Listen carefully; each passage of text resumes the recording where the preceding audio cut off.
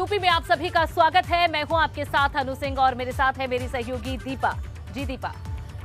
बिल्कुल, नमस्कार, very good morning. सुबह के 9 बज गए हैं, वक्त हो गया है सुनो यूपी के मॉर्निंग एडिशन का। आपके साथ हूं मैं दीपा बाफिला। आगे बढ़ते हैं। सबसे पहले बड़ी खबर है अनु, बड़ी खबर से दर्शकों को रूबरू करवा दे।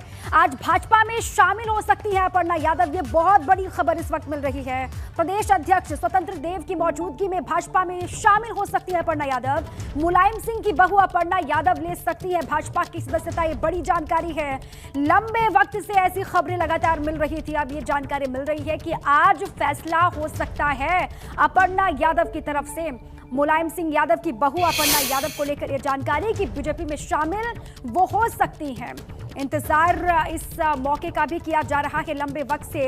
जाहिर सी बात है बीजेपी वाले इंतजार कर रहे होंगे मुलायम सिंह यादव की बहू अपर्णा यादव को लेकर। लंबे वक्त से जो खबरें लगातार सामने आती रही उसको लेकर यह कहा जा रहा है कि आज कुछ हो सकता है बड़ा। बिल्कुल। और दीपा, इससे पहले भी अपर्णा यादव लगातार सीएम योगी पीएम मोदी की तारीफ करती रही हैं। इससे पहले उन्होंने सीएम योगी से मुलाकात भी कई बार की है। लेकिन ऐसे में सवाल ये है कि जो समाजवादी पार्टी ने डैमेज बीजेपी को किया है, क्या ये उसका जवाब है? क्योंकि वो परिवार जो पूरी तरह समाजवादी पार्टी से जुड़ा हुआ है और उसकी बहू अब बीजेपी का दामन थाम सकती है। वहीं इस बीच जानकारी ये भी मिल रही है कि रिटायर्ड आईपीएस असीम अरुण भी आज भाजपा की सदस्यता ग्रहण करेंगे। आज लखनऊ में असीम अरुण ज्वाइन करेंगे भाजपा। तो ये एक और जानकारी, आज 2 लोग हैं जो भाजपा को ज्वाइन करेंगे। समाजवादी पार्टी से, जो समाजवादी पार्टी का परिवार है एक तरह से यादव परिवार, उसकी बहू आज बीजेपी ज्वाइन करेंगी। तो वहीं रिटायर्ड आईपीएस असीम अरुण भी आज भाजपा की सदस्यता ग्रहण करेंगे। लखनऊ में एक कार्यक्रम होगा ज्वाइनिंग का, जहां असीम अरुण भी बीजेपी की सदस्यता को ग्रहण करेंगे। अब देखिए, असीम अरुण को लेकर जानकारी ये मिल रही है कि बीजेपी में आज वो शामिल होंगे, ये जानकारी है। भाजपा में लंबे वक्त से ये खबरें चल रही थी कि शामिल होंगे असीम अरुण। आज वो दिन बताया जा रहा है जब भाजपा में वो शामिल हो जाएंगे औपचारिक रूप से।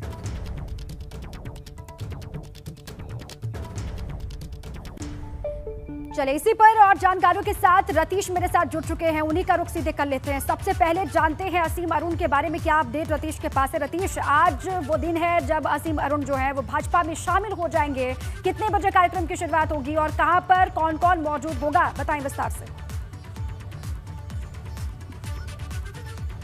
देखिए, भारतीय जनता पार्टी कार्यालय की तरफ से जो मैसेज जारी किया गया है उसमें अब ये अपडेट है कि सुबह 10 बजे ये ज्वाइनिंग कराई जाएगी। प्रदेश अध्यक्ष भारतीय जनता पार्टी स्वतंत्र देव सिंह मौजूद रहेंगे और अनुराग ठाकुर भी इसमें मौजूद रहेंगे। पिछले काफ़ी दिनों से उन्होंने उत्तर प्रदेश में लखनऊ में डेरा डाल रखा है और आज एक बड़ी ज्वाइनिंग हो सकती है।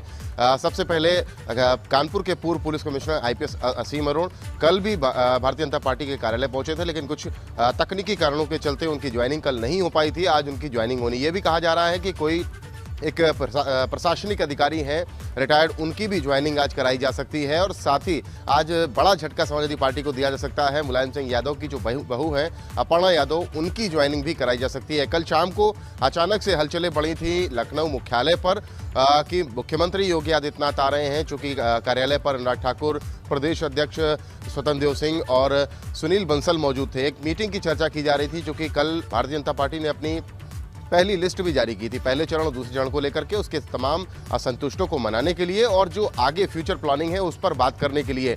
और उसी कड़ी में शाम को स्वतंत्र देव सिंह सीएम आवास गए थे और ये माना जा रहा है कि सीएम आवास पर सीट को लेकर, यानी अपर्णा यादव अगर बीजेपी ज्वाइन करती हैं तो उनकी सीट को लेकर के भी ये चल रहा था कि वो सीट कौन सी होगी जहां से उनको लड़ाया जा सकता है। क्योंकि पिछली बार याद किया जाए तो वो कैंट से, लखनऊ कैंट से चुनाव लड़ी थी, हालांकि वो हार गई थी। लेकिन इस बार ये कहा जा रहा है कि अमेठी की तिलोई सीट पर उनकी निगाह है और भारतीय जनता पार्टी भी चाहती है कि वो किसी अन्य सीट से लड़ें, क्योंकि भारतीय जनता पार्टी के सामने मुश्किल ये है कि लखनऊ कैंट से उनके जो विधायक हैं उनको ही वो रिपीट करना चाहती है। इसलिए तमाम अन्य सीटों पर भी विचार किया जा रहा है और आज हो सकता है कि बड़ा झटका समाजवादी पार्टी को दे भारतीय जनता पार्टी और अपर्णा यादव भारतीय जनता पार्टी का दामन थाम लें। जी बिल्कुल रतीश, लेकिन ये भी बताएं कि आखिर समाजवादी पार्टी इसका बचाव कैसे करेगी, जो अपने परिवार की और एक जो परिवार की पार्टी चला रही है वो विचारधारा छोड़कर उनके घर की बहू बीजेपी की विचारधारा में विश्वास दिखा रही है, तो समाजवादी पार्टी चुनावों में कैसे इसका बचाव करेगी?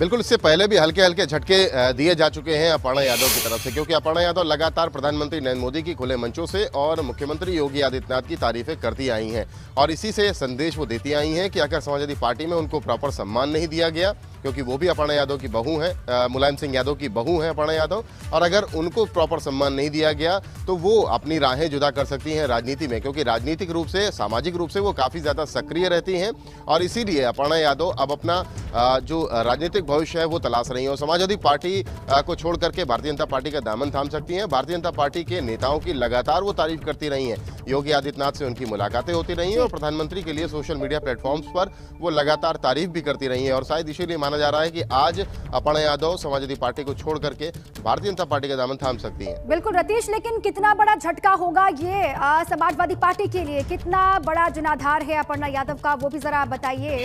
या फिर सिर्फ मुलायम यादव की बहू है, यादव कुनबे से वो आती है, इसलिए अहम हो जाता है कि वो समाजवादी पार्टी को छोड़ करके भाजपा का दामन थाम रही है, या वाकई में उनका जनाधार है उत्तर प्रदेश में? ये बताइए विस्तार से।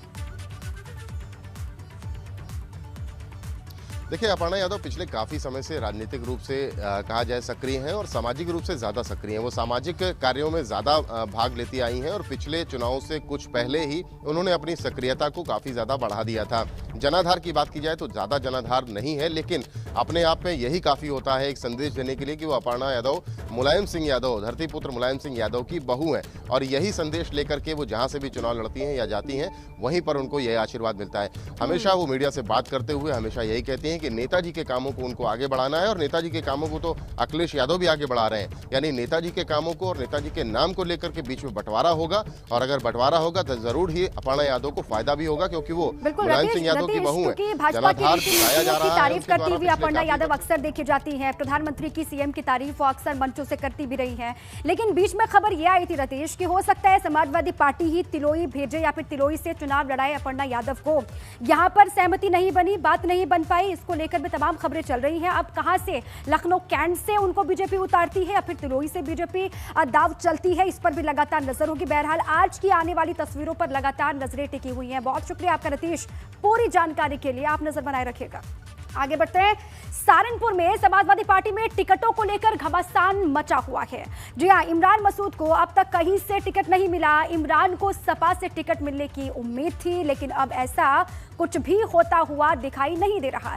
समाजवादी पार्टी से अब मिली इस बेरुखी से इमरान मसूद का कैंप हैरान और परेशान है। कहा यह जा रहा है कि अब इमरान मसूद का कैंप बीएसपी के संपर्क में है। और आपको ये भी हम बता दें कि इमरान मसूद और उनके समर्थक विधायक मसूद अख्तर ने 12 जनवरी को लखनऊ में अखिलेश यादव से मुलाकात की थी और मसूद अख्तर ने समाजवादी पार्टी में शामिल होने का ऐलान किया था, लेकिन दोनों में से किसी को भी टिकट नहीं मिला है। अब अगले कदम का इंतजार हो रहा है।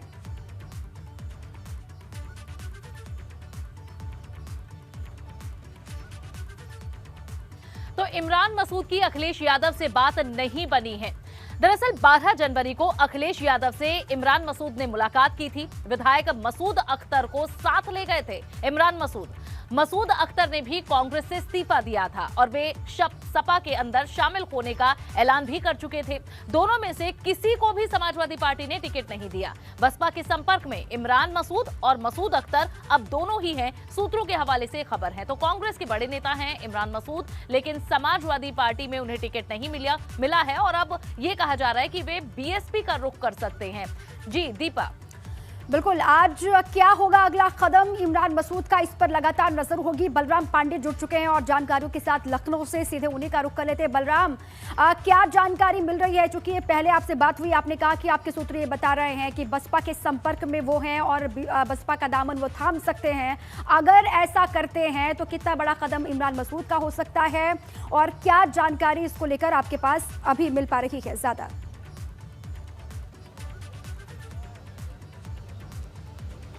देखिए दीपा, अगर इमरान मसूद की बात की जाए तो उनका पूरा मन था कि वो समाजवादी पार्टी के टिकट से चुनाव लड़ें, लेकिन कहीं ना कहीं जो बात उनकी थी वो पूरी नहीं हो पाई। यही वजह है कि अब वो बसपा का दामन थामने के लिए बेताब हैं और लगातार बसपा के जो शीर्ष नेतृत्व है उससे बातचीत कर रहे हैं और उम्मीद है कि 1-2 दिन में वो बसपा ज्वाइन करने का ऐलान भी कर सकते हैं। अगर हम बात करें इमरान मसूद को बेहद से टिकट क्यों नहीं मिली, तो उसके पीछे की कई वजह है। क्योंकि अखिलेश यादव के पास लगातार दूसरी पार्टियों से जो नेता हैं वो आ रहे हैं और उनसे संपर्क कर रहे हैं। ऐसे में सबकी बात रखना बेहद मुश्किल है। पहले ही समाजवादी पार्टी ने पश्चिमी उत्तर प्रदेश में रालोद से गठबंधन कर रखा है और रालोद और सपा की जो लिस्ट है वो जारी भी हो चुकी है। कई सीटों पर उन्होंने अपना संयुक्त प्रत्याशी उतार भी दिया है। ऐसे में अगर इमरान मसूद या उनके सहयोगियों को टिकट दी जाती है तो कहीं ना कहीं गठबंधन में भी दरार आ सकती है और जो समाजवादी पार्टी के कट्टर समर्थक हैं उनमें भी नाराजगी देखने को मिल सकती है। और इमरान मसूद से यही कहा गया था कि आप समाजवादी पार्टी ज्वाइन करिए, मजबूती से 2022 में समाजवादी पार्टी को लड़ाइए और आगे आपके लिए कई विकल्प खुले होंगे और आपको हम बेहतर एक जगह देंगे जिसे आप रिजर्व करते हैं। लेकिन जिस तरीके से इमरान मसूद अपने हट पर अड़े रहे कि नहीं हमें बेहट से सीट चाहिए और बेहट से ही हम चुनाव लड़ेंगे, इसके अलावा उनके साथ जो कांग्रेस के नहीं मिली विधायक है और अब देखना होगा कि आगे उनकी राह किस तरह से आगे बढ़ती है, कहां वे पहुंचते हैं। बहुत बहुत शुक्रिया बलराम इस पूरी जानकारी के लिए। बुलेटिन में अब बात दारा सिंह चौहान की, जो अब साइकिल की सवारी करते हुए नजर आएंगे। जी हां, आज दारा सिंह चौहान जो कि भाजपा के बागी हैं, वे सपा में शामिल होने जा रहे हैं। दारा सिंह चौहान आज दोपहर 12:30 बजे सपा की सदस्यता ग्रहण करेंगे। सपा के राष्ट्रीय अध्यक्ष अखिलेश यादव उन्हें सदस्यता ग्रहण कराएंगे। इस दौरान अखिलेश यादव प्रेस कॉन्फ्रेंस को भी संबोधित करेंगे। दारा सिंह चौहान योगी सरकार में पर्यावरण मंत्री थे। आपको बता दें कि दारा सिंह चौहान से पहले स्वामी प्रसाद मौर्य सपा में शामिल हो चुके हैं। इसके साथ ही धर्म सिंह सैनी भी सपा की सदस्यता ग्रहण कर चुके हैं। कई अन्य भाजपा के विधायक भी पार्टी छोड़कर समाजवादी पार्टी में आ चुके हैं और अब बारी है दारा सिंह चौहान की। तो आज खुद अखिलेश यादव एक प्रेस कॉन्फ्रेंस करने जा रहे हैं, जहां दारा सिंह चौहान उनकी मौजूदगी में ही सदस्यता ग्रहण करेंगे समाजवादी पार्टी की। इससे पहले योगी सरकार में वे वन और पर्यावरण मंत्री रहे हैं और अब वे समाजवादी पार्टी का दामन एक बार फिर से थामेंगे। हालांकि दारा सिंह चौहान लगातार दल बदलने में माहिर रहे हैं। वे लगभग सभी पार्टियों में रह चुके हैं। शुरुआत उन्होंने कांग्रेस से की थी, फिर वे समाजवादी पार्टी, बीजेपी, बसपा सभी में अपनी सेवाएं दे चुके हैं और एक बार फिर से वे समाजवादी पार्टी का रुख कर रहे हैं। तो दारा सिंह चौहान आज सदस्यता ग्रहण करेंगे। इससे पहले स्वामी प्रसाद मौर्य, धर्म सिंह सैनी भी भाजपा छोड़कर समाजवादी पार्टी में शामिल हो चुके हैं। 3 कैबिनेट मंत्री उत्तर प्रदेश के हैं जो बीजेपी को छोड़कर समाजवादी पार्टी की तरफ बढ़ रहे हैं और अब दारा सिंह चौहान का नंबर है, आज वे भी समाजवादी हो जाएंगे। तो आज दारा सिंह चौहान समाजवादी पार्टी में शामिल होने जा रहे हैं। 3 मंत्रियों ने भाजपा से इस्तीफा दिया था। स्वामी प्रसाद मौर्य सपा में पहले ही शामिल हो चुके हैं। इनके अलावा धर्म सिंह सैनी भी समाजवादी पार्टी का दामन थाम चुके हैं। 6 बागी विधायक भी समाजवादी पार्टी में शामिल हो चुके हैं और अब दारा सिंह चौहान हैं जो अब समाजवादी पार्टी में शामिल होने वाले हैं। तो दारा सिंह चौहान समाजवादी पार्टी में आज शामिल होंगे। 3 मंत्रियों में भाजपा से इस्तीफा देने के बाद समाजवादी पार्टी का रुख किया है। स्वामी प्रसाद मौर्य समाजवादी पार्टी में पहले ही शामिल हो चुके हैं और आज अखिलेश यादव की मौजूदगी में भी, जहां ये एक और मंत्री हैं, पूर्व मंत्री हैं जो कि अब शामिल होंगे। धर्म सिंह सैनी समाजवादी पार्टी में पहले ही शामिल हो चुके हैं। तो 6 बागी विधायक हैं जो समाजवादी पार्टी में आ चुके हैं। बीजेपी को छोड़कर समाजवादी पार्टी को उन्होंने इस चुनाव के लिए चुना है। तो इसी तरह से अब देखना होगा कि ये कैसे बीजेपी इससे उबर पाएगी, क्योंकि एक के बाद एक कई मंत्री और विधायक हैं जो बीजेपी को छोड़कर समाजवादी पार्टी में गए हैं और समाजवादी पार्टी इन चुनावों में अपने आप को बहुत मजबूत महसूस कर रही है, इन्हीं विधायकों की बदौलत, इन्हीं पूर्व मंत्रियों की बदौलत। बिल्कुल, और इससे पहले स्वामी प्रसाद मौर्य, धर्म सिंह सैनी शामिल हुए समाजवादी पार्टी में। आज मौका है, दारा सिंह चौहान शामिल हो रहे हैं। इसी पर और जानकारी लेते हैं। बलराम लगातार बने हुए लखनऊ से। बलराम, कितने बजे से कार्यक्रम, हालांकि प्रेस कॉन्फ्रेंस ही होनी है आज, कौन कौन इस प्रेस कॉन्फ्रेंस में मौजूद होगा जब दारा सिंह चौहान समाजवादी पार्टी में शामिल होंगे, और क्या जानकारी है आपके पास? देखिए, लगभग 12:30 पर दारा सिंह चौहान जो है वो समाजवादी पार्टी की सदस्यता ग्रहण करेंगे। उसके बाद अखिलेश यादव खुद एक प्रेस कॉन्फ्रेंस कर उनके समाजवादी पार्टी में शामिल होने का ऐलान करेंगे। हम आपको तस्वीरों के माध्यम से दिखाने की कोशिश करेंगे कि किस तरह से 12:30 बजे दारा सिंह चौहान को समाजवादी पार्टी में शामिल होना है, लेकिन उससे पहले ही दारा सिंह समाजवाद रंग में रंगे हुए नजर आ रहे हैं। आप देख सकते हैं ये समाजवादी पार्टी कार्यालय है और ठीक बाहर आप देखिए कि किस तरीके से दारा सिंह चौहान के यहां पर पोस्टर लगाए गए हैं और पूरी तरह से जो पोस्टर है वो समाजवादी रंग में नजर आ रहा है। अखिलेश यादव की फोटो लगी है, साथ ही दारा सिंह की फोटो लगी है और यह माना जाता है कि दारा सिंह एक जमीनी नेता हैं और उनका समाजवादी पार्टी में आना कहीं ना कहीं भारतीय जनता पार्टी के लिए एक बहुत बड़ा डेंट होगा। और जिस तरीके से स्वामी प्रसाद मौर्य, धर्म सिंह सैनी और अब दारा सिंह चौहान समाजवादी पार्टी का दामन थाम रहे हैं, तो कहीं ना कहीं अब एक बड़ा डेंट देने की कवायद में समाजवादी पार्टी जुड़ गई है। और अब देखिए तस्वीरों के माध्यम से कि किस तरह से धीरे धीरे जो समाजवादी समर्थक हैं वो कार्यालय के बाहर पहुंचना शुरू हो गए हैं और उम्मीद जताई जा रही है कि जिस तरीके से यहां पर उनके शामिल होने का कार्यक्रम रखा गया है उसमें भीड़ जुटने की भी आशंका जताई जा रही है। क्योंकि देखा गया था कि जब स्वामी प्रसाद मौर्य ने 14 जनवरी को समाजवादी पार्टी का दामन थामा था तो कार्यालय के बाहर हजारों की संख्या में समर्थक उमड़े थे और आज यही वजह है कि प्रशासन सुबह से ही मुस्तैद नजर आ रहा है, क्योंकि यह माना जा रहा है कि कहीं ना कहीं आज फिर भारी भीड़ देखने को मिल सकती है समर्थकों की। यही वजह है कि प्रशासन सुबह से यहां पर मुस्तैद नजर आ रहा है, लेकिन धीरे धीरे जो कार्यकर्ता है समाजवादी पार्टी वो तस्वीरें भी हम आपके माध्यम से आगे जरूर देखेंगे। लेकिन इस बार जो प्रेस कॉन्फ्रेंस में भीड़ जमा होगी उसमें उम्मीद है कि अखिलेश यादव वो ध्यान रखेंगे जो पिछली बार जिस बात का ध्यान उन्होंने नहीं रखा, और वो है कोविड प्रोटोकॉल, जहां भीड़ इकट्ठा नहीं होगी, मास्क पहने जाएंगे, सोशल डिस्टेंसिंग का पालन किया जाएगा। बलराम शुक्रिया इस जानकारी के लिए। चुनावी रैलियों पर 22 जनवरी तक पाबंदी बढ़ा दी गई है। निर्वाचन आयोग ने बैन को बढ़ाने का फैसला लिया है। इंडोर मीटिंग में 300 लोगों को शामिल होने की ही इजाजत है। 50% सिटिंग क्षमता के हिसाब से मीटिंग की इजाजत होगी। वहीं रोड शो, सार्वजनिक रैली पर रोक अभी भी जारी रहेगी। अब चलिए, रोक को आगे बढ़ा दी गई है। इसी पर अधिक जानकारियों के साथ अविनाश तिवारी जुड़ चुके हैं दिल्ली से। अविनाश, देखिए 15 तारीख तक रोक जो थी उसको 22 तारीख तक के लिए बढ़ा दिया गया है। इंडोर मीटिंग को लेकर ये कहा जा रहा है कि 300 लोगों को अनुमति होगी, और क्या जानकारी है?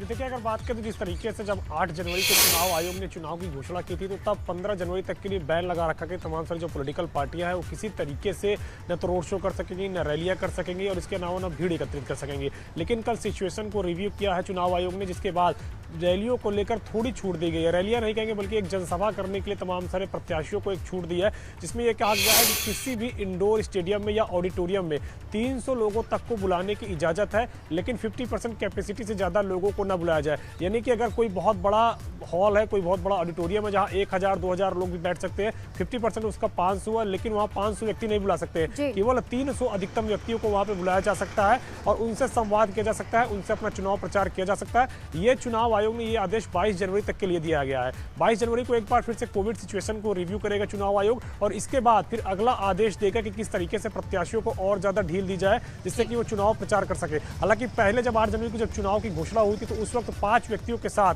डोर टू डोर कैंपेन की परमिशन दी गई थी। वही आदेश अभी भी लागू है, डोर टू डोर कैंपेन 5 व्यक्तियों के साथ ही किया जा सकता है। ठीक, अविनाश बहुत बहुत शुक्रिया इस पूरी जानकारी के लिए।